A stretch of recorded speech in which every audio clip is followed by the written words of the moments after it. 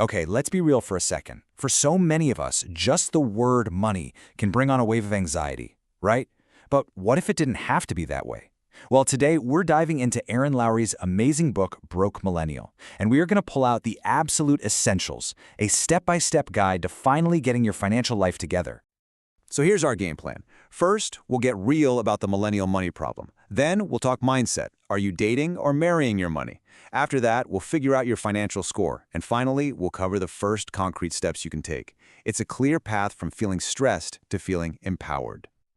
All right, first up, the millennial money problem. So why is money so incredibly stressful for so many of us? You know, this fear, it's more than just a bad feeling. It's something that actively holds us back from taking risks, from chasing our dreams, and from breaking that exhausting paycheck-to-paycheck cycle. I mean, just look at this quote from Lizzie, a 23-year-old the book talks about. On paper, she was doing everything right. Smart, professional, steady job, no student debt.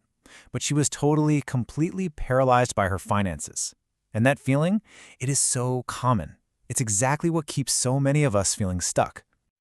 Okay, so before we even think about touching a budget or a bank statement, we've got to get our heads in the right space. Because really, the way you handle money, it's almost all about your mindset, your attitude towards it. So let's figure out what that relationship actually looks like for you. And the book poses this brilliant, kind of funny question. Is your money a Tinder date or is it marriage material? Think about it for a second. Are you treating your paycheck like a quick hit-it-and-quit-it fling, or are you actually in it for the long haul, trying to build something real and lasting? So let's break that down. The Tinder date approach, that's when money is just for the here and now. It's all about impulsive spending, which, is what leads to that paycheck-to-paycheck trap. But the marriage material approach, that's when you see money as a tool for your future. You plan your spending, you're building a secure, long-term relationship with it. And this right here is probably the most important mindset shift of all. Managing your money is not about restriction. It's not about telling yourself no all the time. It's about creating freedom. It's about giving yourself choices. The choice to quit a job you can't stand, the choice to travel, or just the choice to not panic when your car breaks down. That's the real power. You know, we don't just wake up with these attitudes. Our financial roadblocks are built over years. It's things like how our parents dealt with money, our own deep-seated fears about finances, and that big one, the idea that talking about money is somehow taboo. We've got to see these roadblocks for what they are before we can even think about getting around them. Okay, so we've worked on the mindset. Now it's time to get real and figure out your financial score. This means getting a clear, honest snapshot of where you're at right now. And listen, this part is so important. This is a judgment-free zone. It's just about finding your starting line on the map so you know which way to go. So the big question is, how do you stack up? Let's take a look at a little scorecard from the book. And I'm going to say it again, no shame. This is just information. It's your starting point. Okay, the book calls this the living in your parents' basement forever checklist, which is hilariously blunt. So if you're looking at this list and a few of these points are hitting a little too close to home, that is totally okay. Seriously, think of it as a signpost that's just pointing you toward the exact areas where you can start making some really powerful changes. And I'm going to say this one more time because it is that important. This is not about shame. It's not about making you feel bad. It's about giving you the power that comes from knowing exactly where you stand. Because once you know that, then you can build a real plan to get where you want to go. Everybody has a starting point. All right, enough with the theory. Let's get practical. Let's talk about the first steps to empowerment. We're going to focus on two super high-impact things you can do, like right now, to start building a really solid financial foundation. Step 1. Pick the right bank account. You need to ask yourself 3 simple questions. 1. Is your bank FDIC insured? This protects your money. Super important. 2. Are you getting nickel and dime with a bunch of unnecessary fees? And 3. Is your savings account earning you real interest? We're talking at least 0.75% APY. Not that sad 0.01% that so many banks offer.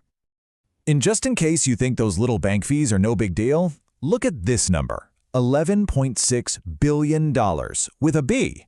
That's how much U.S. banks raked in from just overdraft and similar fees in a single year. Yeah, your choice of bank really, really matters. Okay, on to step 2, understanding your credit score. Now, this little 3-digit number, It is one of the most important numbers in your entire adult life.